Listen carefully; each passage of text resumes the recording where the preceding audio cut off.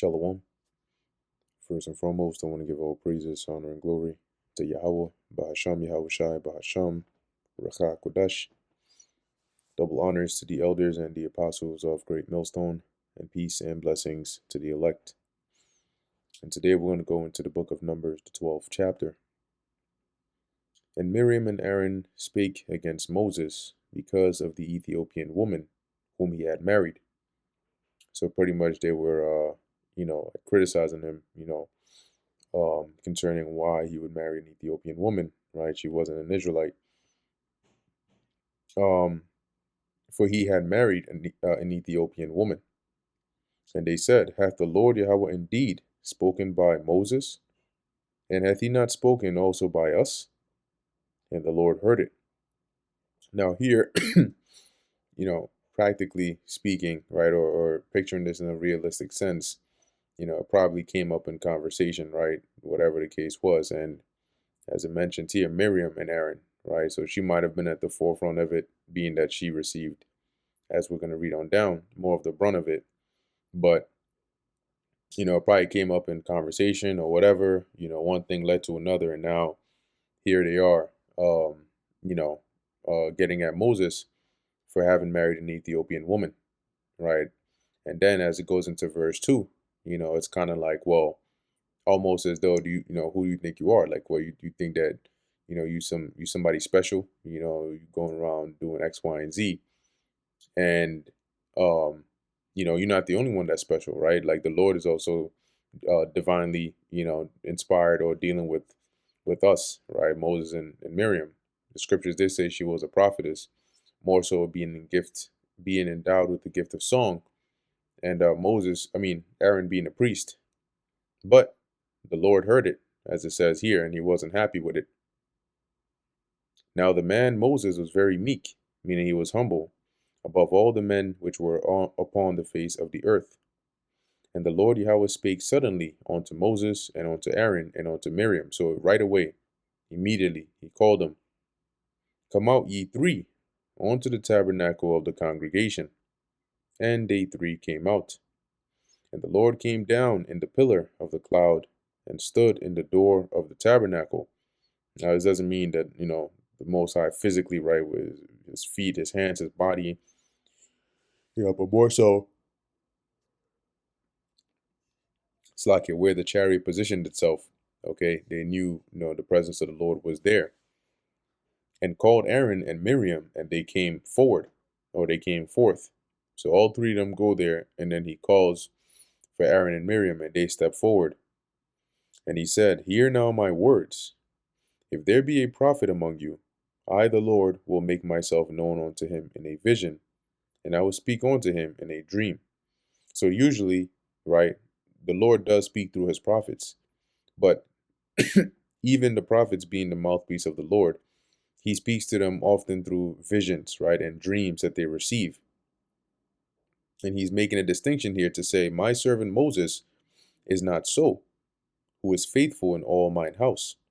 So Moses here being a servant of the Lord, right, likening it onto the actual setting of a master and his servant, he's saying in all his house, all his household, of all his servants, Moses is faithful.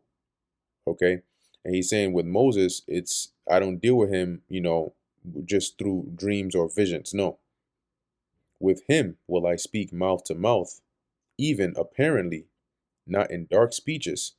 So what the Lord means by mouth to mouth is directly. Okay. Not through, dreams or through similitudes or through um, riddles, right, or parables or anything of that sort. He speaks plainly and directly. So most like as if you're talking to somebody, so they understand what you mean, what you're saying. They don't need to ponder upon what was this revelation and so on. And the similitude of the Lord shall he behold. All right, what that means is he's going to understand the likeness of the Lord much better because the Lord speaks directly with him. Wherefore, then were ye not afraid to speak against my servant Moses? So that, that directly, once again, meaning when the Lord speaks to Moses, he doesn't require an extra layer of deciphering to understand what it is the Lord is trying to say to him. The Lord makes it plain with whatever message he sends Moses. This is exactly what I'm telling you. This is what I want you to do.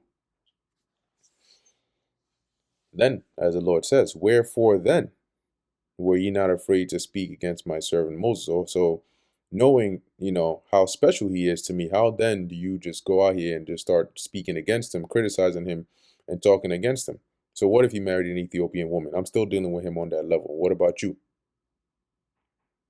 And the anger of the Lord Yahweh was kindled against them, and he departed. And the cloud departed from off the tabernacle, and behold, Miriam became leprous, white as snow. So she had that her skin color turned from that brown or dark skin to white, okay, a very light, pale complexion. And Aaron looked upon Miriam, and behold, she was leprous. Uh-oh. And Aaron said unto Moses, Alas, my Lord, I beseech thee, which is to say, I beg of you, lay not this sin upon us, wherein we have done foolishly, and wherein we have sinned. So he is basically, appealing to Moses' mercy, saying, please, don't hold this against us. Let her not be as one dead, of whom the flesh is half consumed, when he cometh out of his mother's womb. And here he's referring to like a stillborn.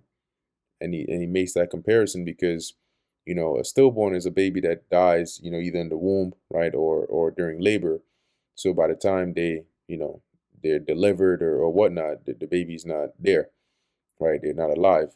And what ends up happening usually is a baby's skin, is still somewhat light.